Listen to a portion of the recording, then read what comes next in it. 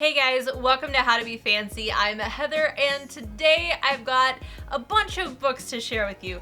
Actually, I just realized that I'm super far behind with all of my Muse Monthly books. I don't know about you, but the past month I've been a little bit distracted with the holidays and with January happening. My reading habits have been a little bit sporadic.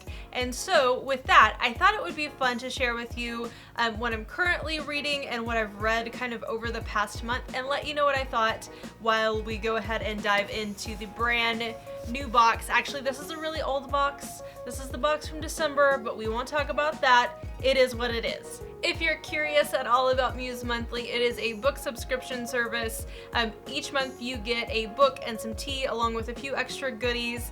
It's a fun service that I thought I would try out over this next year. First up, let's talk about The Mortifications by Derek Palacio. This book, I'm only about 3/4 of the way through this because I only get to read about a chapter of this every night, and I kind of like to save it because it's really beautifully written, and so I'm kind of savoring it a little bit, but I think I've savored it a bit too long. Essentially, this is the story of a Cuban family who have immigrated into the northeastern state of Connecticut. It's a mother, a son, and a daughter. I love that there's the storyline, but then there's also kind of the subtext to the whole book that is really beautiful and poetic, and I think speaks to a lot of the different callings and experiences and even hurts that sometimes we have and aren't sure how to deal with those. There's a lot of references to life in Cuba during the 1980s. There's also a lot of reference to faith and how that interplays with our kind of everyday life scenarios. A little bit of this contrast between kind of the spirit and the flesh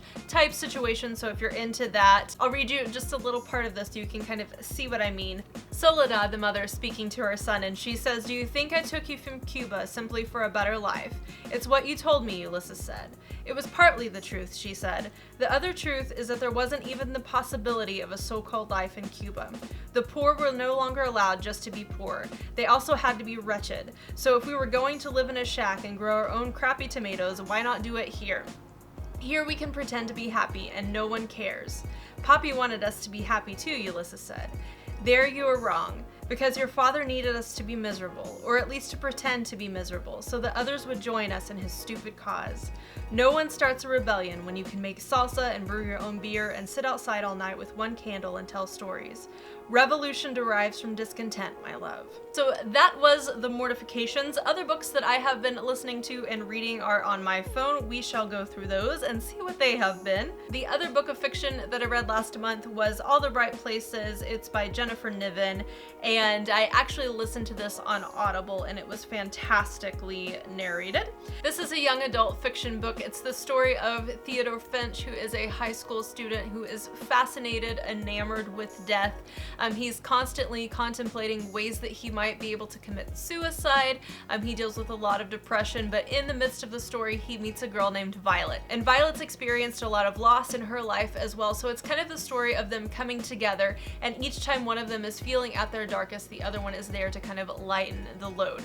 I'll say this is a heartbreaking story. I think it's beautiful. This is also one of the few books that when I listened to the acknowledgments, they were actually read by the author, and I was more moved almost by the acknowledgments than I was the actual book, because you get to hear a little bit of the why behind the story. I won't spoil any of the story for you, but I would say that if you're looking for a really heartbreaking look into the life of someone who's dealing with a mental illness, this would be a great read for both young and old. One last book that I wanted to mention is a nonfiction book. It's called Being White, Finding Our Place in a Multi-Ethnic World. This is a nonfiction book, obviously written by Paula Harris and Doug Schopp. They kind of go back and forth between their experiences as white people in a multicultural world. I think it's very interesting. I'll read a little synopsis for you.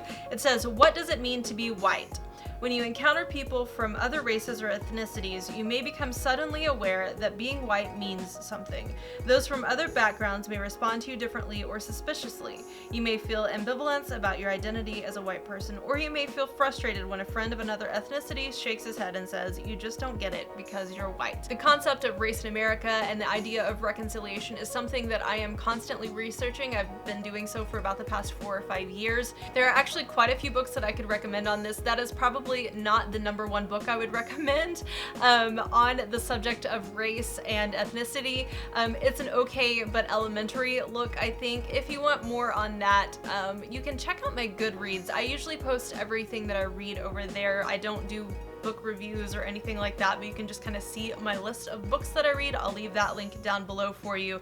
And maybe I will also leave a couple of links down below for a few other books that I think you might be interested if you are interested in topics such as that. I'll leave links for you down below as well. Now for the fun part, let's open up the Muse Monthly box and see what's inside. Very excited. This has actually been sitting on my entry table for about a month now, but don't tell anyone. It's just our little secret because I just haven't had time to open it, and I didn't want to open it without you. We're buds. We do things together, right? So first off, I'm seeing and smelling the tea that is in here. Holy goodness, this smells so good. This is Fusion Teas. It's a loose tea, and it is called Winter Solstice. It's an herbal tea with apple pieces, orange pill, hibiscus, blackberry leaves, almond, carrot, star anise, cinnamon, all kinds of good things. It smells wonderful. There's a little card inside that says comfort and joy from our family to yours from the Muse Monthly team. Thank you, Christina. And on to the book.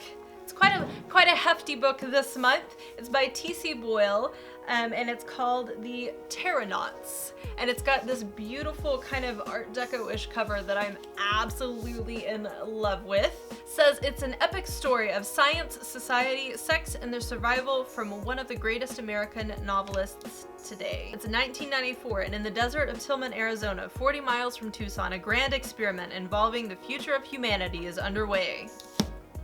That sounds brilliantly interesting. T.C. Boyle, I know, is a pretty distinguished author, but sadly I've never read anything he's written. The Harder They Come, which I've definitely heard of, but I've never read anything that he's written, so it will be fun to be able to dive into this. Hopefully I will get to do that very soon. I'm working on about 4 other books in process at the moment.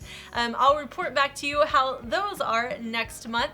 In the meantime, I hope that you liked this video. Let me know down below what it is that you're reading this month. I would love to hear your suggestions. And if you need more How to Be Fancy, you can always find me on social media. I'm over on Instagram at How to Be Fancy, and